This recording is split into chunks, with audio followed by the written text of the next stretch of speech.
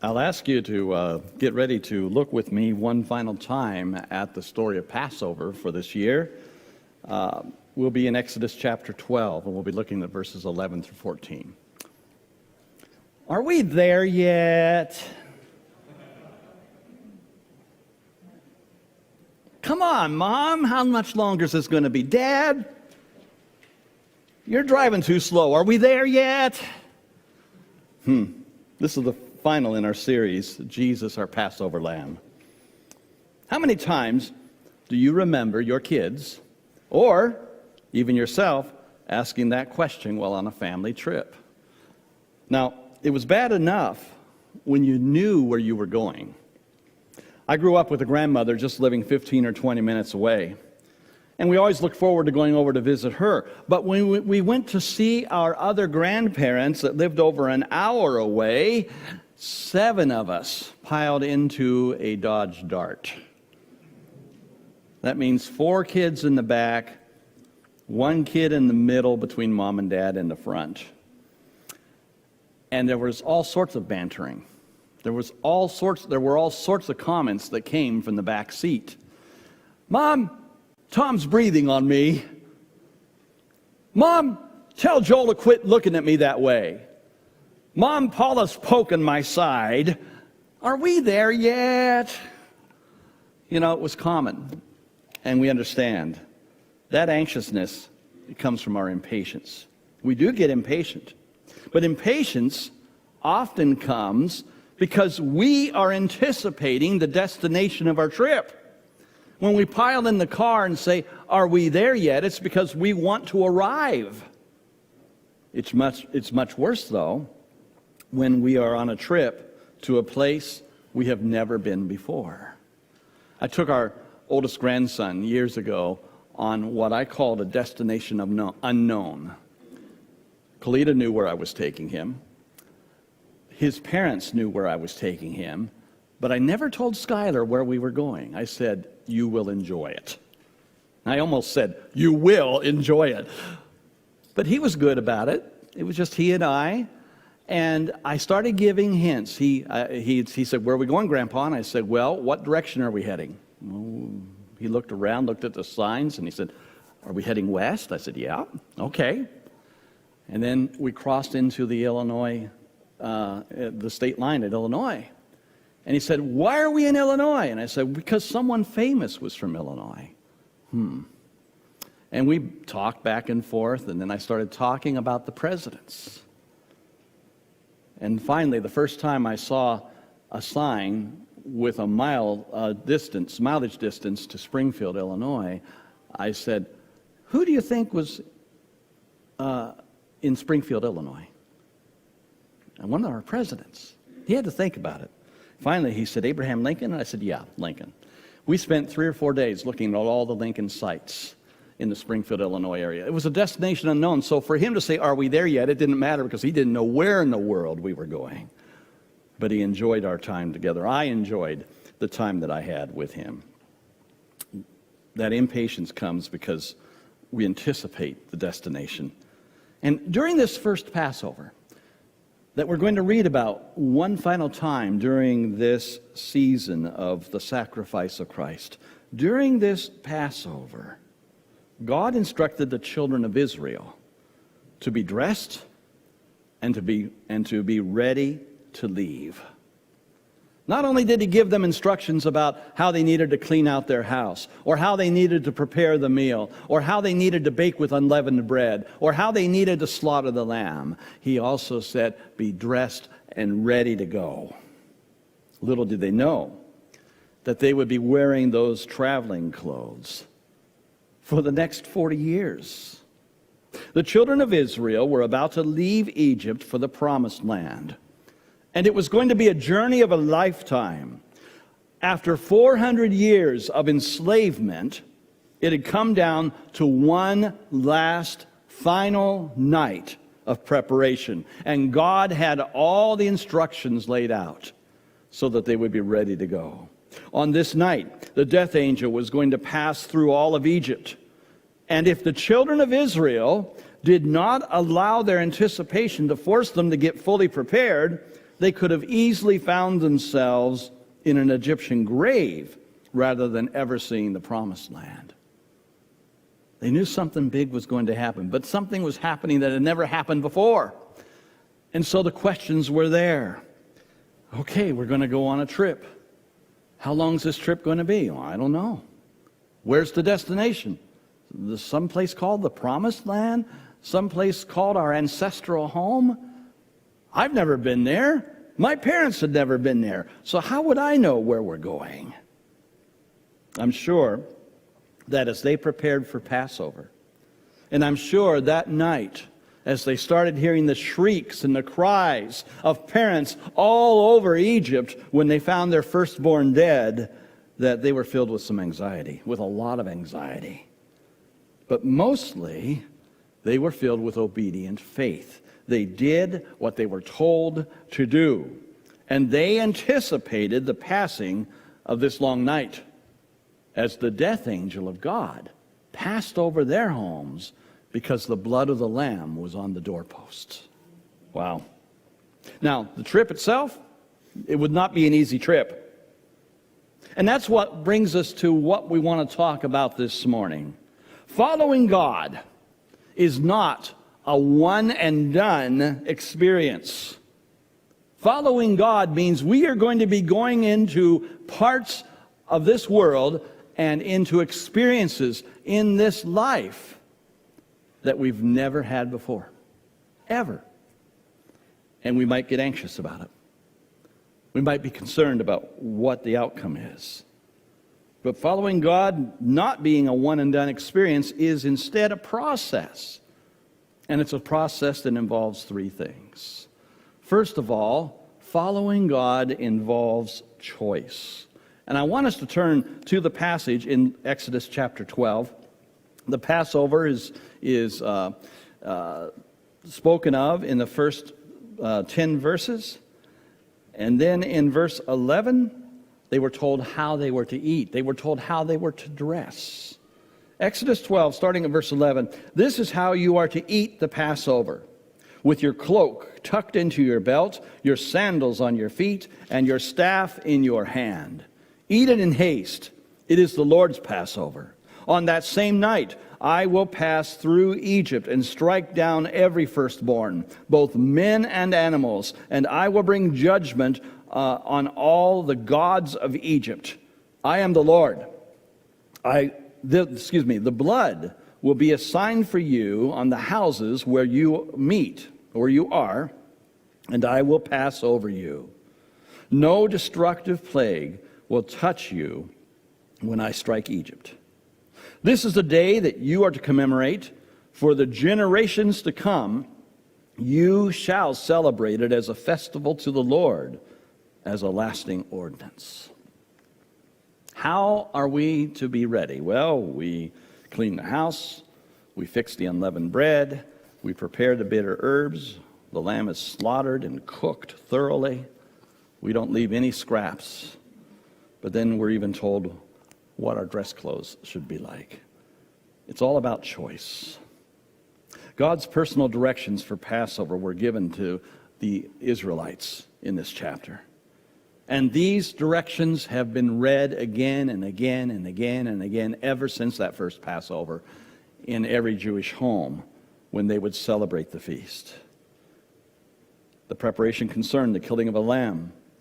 It's a clear picture of the Old Testament, in the Old Testament, of the coming sacrifice of Jesus as the Lamb of God.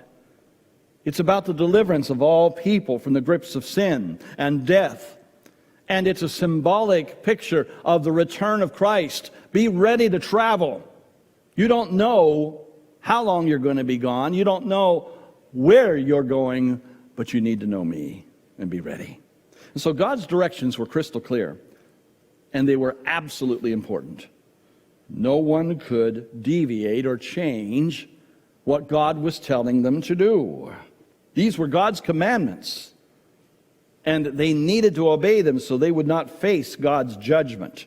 He was very specific about what they were to do. This was no casual preparation. The anticipation of both their deliverance from Egypt and the judgment of death that was coming on all those who would not obey him was more than enough to spur the Israelites into doing the right thing, and they did it quickly. They did exactly what they were told to do. They paid attention to every detail. The cost of allowing themselves to be lulled into a sense of comfort and ease, that cost was going to be way too high. Their lives, their freedom, and the future of their nation were all at stake. They needed to observe the Lord's commands. They needed to choose to do the right thing. They were told this: be dressed and ready to go at a moment's notice. There's not going to be any time for you to get dressed when the time comes to leave. Make sure you've got your shoes on your feet. Now, I don't know if you are a shoeless family or if you wear your shoes indoors. We tend to not wear our shoes indoors as much now that we've gotten new floor covering. But we wore our shoes indoors a lot before that. Some people just always slip their shoes off, and then they have to decide, well, what's the weather like? Which shoes should I put on when I go out of the house? God said, don't mess with that. You wear your traveling clothes. You wear your robe and have it tucked in around your belt. That robe better be fastened tightly, because you're not going to have any time to tie it all up and secure it when it's time to go. Be ready to go. In fact, be ready to run. Now, when it says tucking the robe in, there's another old phrase in the scriptures that says, gird your loins. And we hear a phrase like that and we say, what in the world does it mean to gird your loins? Well, if you remember, in biblical times, everyone wore robes. But in order for the people to be ready to move quickly and not trip up on the hems of those robes, they would take the back of the robe, they would bring it around to the front, and they would tuck it into their belt. And when they did that, suddenly they had baggy pants. And that's what it looked like. That was girding their loins. Be ready to run. Be ready to move. Don't get outside and think you're going for a nice leisurely walk and then realize the Egyptian army, all of the Egyptian army is after you. You're going to trip up. You be ready to go. Sandals on your feet. Be ready at a moment's notice. Make sure your robe is fastened tightly. Take your staff with you. You're going to need that. You're going to be in some rough terrain, and you need that to help you get through. Don't set it aside. You might forget where it's at, and you won't have time to pick it up. And last but not least, before you leave this house, consume the lamb. Eat that lamb, all of it.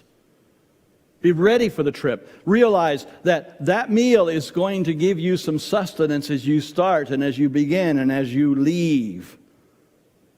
This is the Lord's lamb, and he's given his life for you. That's what's so important. It all boiled down to this: we choose to obey the word of the Lord, or we choose to ignore it and die. That's what was facing the Israelites that night. That's what's facing us today in 2021.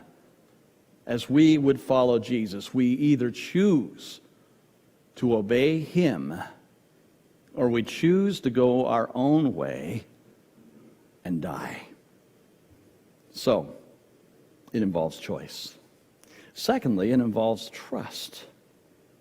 Some people, in choosing their own judgment, realize that they've made some bad decisions. They've made some mistakes. There have been some real detours and wrecks in their lives.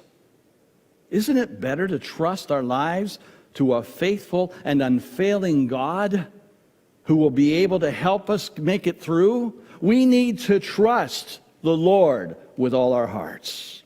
The anticipation of a journey of a lifetime for the children of Israel brought about to mind the picture of the great journeys that we must be preparing for right now. They had to leave. They had no idea that this journey, which was really going to only take weeks to travel because of their sin, wound up taking 40 years. But they needed to be prepared for whatever came. For us, the church, We're on a journey right now. We are marching, and we have marching orders. It's interesting that one of the traditions of that first Passover was eat it standing up. When we see Jesus celebrating the Passover supper so many years later with his disciples, they were reclining at tables. That was the tradition by that time. But because of the anxiousness and the anticipation, because they needed to trust what God was saying, God said, eat it standing, be ready to roll. And so we as the church need also to be ready to roll. We get comfortable sitting in pews. We get comfortable listening to things through a sound system or watching online. We get comfortable with all of the extras that we have around us, and we call that worship and we call that church. But we need to trust the Lord and be ready as the bride of Christ to answer his call. We also need to anticipate that call from Jesus so much that we're not going to be caught in the world's mistakes, and we won't be ready. In Revelation chapter 2, Jesus walked among the golden candlestands. And those seven golden candlestands represented the seven churches that were bearing his name and sharing his gospel to the nations. In chapter 3 of Revelation, Jesus tells the church at Philadelphia, I am coming soon. Hold on to what you have so that no one can take your crown. Be ready. You're still wearing traveling clothes. It reminds me of an old spiritual. And some of these old spirituals are just fading away, but the words to this one still stand out so well in my mind. This world is not my home. I'm just a traveling through. My treasures are laid up somewhere beyond the blue. The angels beckon me to heaven's open door. And I can't feel at home in this world anymore. Why? Because our trust is in Jesus Christ. We can't let anyone take eternity from us. When we walk with the Lord in the light of his word, what a glory he sheds on our way. While we do his good will, he abides with us still and with all who will trust and obey. Not a shadow can rise, not a cloud in the skies, but his smile quickly drives them away. Not a doubt nor a fear, not a sigh nor a tear can abide while we trust and obey. Then in fellowship sweet, we will sit at his feet, or we'll walk by his side in the way. What he says we will do. Where he sends, we will go. Never fear, only trust and obey. Trust and obey, for there's no better way to be happy in Jesus but to trust and obey. And so this process of arriving, this process of meeting our destination involves choice, it involves trust, and ultimately it involves self-control. Freedom. That's what we have in Jesus Christ. We have freedom from sin. We have freedom from death. We have freedom from hell. Freedom. But freedom is a process of choosing to trust God to lead us into unknown territory. And it might cause us sometimes to look to him and say, are we there yet? He doesn't mind hearing that. Because this is a journey that certainly will cost us comfort. It will cost us security. Choosing God leads to trusting God. Trusting God works in our lives when we practice self-control. Now, what thoughts come to your own minds when you think about self-control? We know what it's like when life seems to be completely outside of our control. When something happens and there's no way we can control it. Maybe a loved one dies.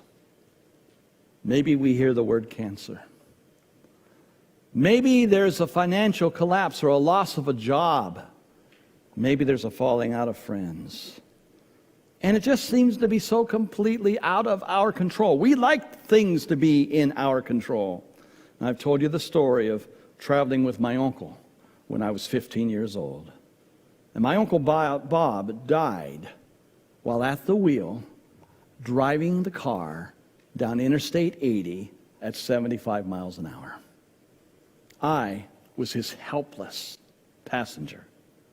There was no freedom in that situation for me. Not at all. There was no self-control in that situation for me. Only fear. But Galatians chapter 5, verses 22 and 23 tells us this about the fruit of the Spirit, which we've already talked about this year. Paul said the fruit of the Spirit is love, joy, peace, patience, kindness, goodness, faithfulness, gentleness, and you know what the last fruit of the Spirit is? Self-control.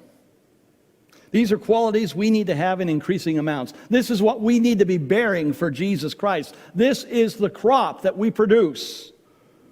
And so when we think about self-control, we have to say, okay, what kind of self-control are we talking about here? Self-control where I pull all the strings and everything goes my way? Or self-control in which I control my attitudes, my mind, my words, my temptations, and I surrender them all to Jesus Christ. Freedom. Freedom is something we want, but freedom comes when we actually decide to turn ourselves away from one owner and turn ourselves over to another owner. We turn ourselves away from Satan. We turn ourselves away from sin. We turn ourselves away from his temptations and his influence. And we turn ourselves over to the lordship of Jesus Christ. This is the freedom that Paul spoke of in Galatians chapter 5. Paul also said in 2 Corinthians 3, now the Lord is Spirit, and where the Spirit of the Lord is, there is freedom. Freedom that is shown in our self-control. So as we reflect on the need for our self-control, we also need to remember what Paul told the Romans in chapter 6. He said, don't you know that when you offer yourselves to someone as obedient slaves, get that? Obedient. Trust and obey. Obedient slaves. You are slaves of the one you obey. Whether you are slaves to sin, which leads to death, or to obedience, which leads to righteousness. But thanks be to God that though you used to be slaves to sin, you have come to obey from your heart the pattern and the teaching that has now claimed your allegiance. You have chosen a new master. You have been set free from sin, and you have become slaves to righteousness. We can be free from the enslavement and the slaughter of sin. But we need to choose the discipline and the self-control of following the right master, of following Jesus Christ. And so there are only two options. We are either slaves to Satan or we are slaves to Christ. And both involve obedience. One is obedience to sin, and the other is obedience to righteousness. I need to remind you of this. Freedom does not mean living without a master. Sometimes we think, oh, I'm free. I don't have anyone telling me what to do. Well, I beg your pardon. Someone's always telling us what to do. And the one we need to listen to is the one who has saved us from our sins. We are living for the right master. We're not living without a master. We are living for Jesus Christ. Are we there yet? Short time or long, we need to be prepared for the journey. We need to be ready to roll. We need to be dressed and ready. We need to gird our loins. We need to wear our walking shoes. We need to carry our staffs. We need to obey the Lord. And by doing so, you will choose God. You will trust His word. You will place His will above your own. Trust, obey, come home. That's the call. That's the promise to those who recognize the blood of the Lamb that has been put upon their hearts. We're saved and we're redeemed to serve a new master, to follow the one who will lead us to eternity. And if you're ready for that, we invite you to come to Christ, to yield your life to him, to live for him, to put him first in everything you do and say. We invite you to Jesus. We invite you to make this decision the most important decision of your life, to surrender the lordship of this world to the lordship of Jesus Christ. Would you do that? Would you follow him? Would you obey him? Would you meet him in baptism? Would you be filled with his Spirit? You can do that today. You can come forward as we stand and sing, and we'll find out where you're at, what you need to do to come closer to Christ. Let's stand together.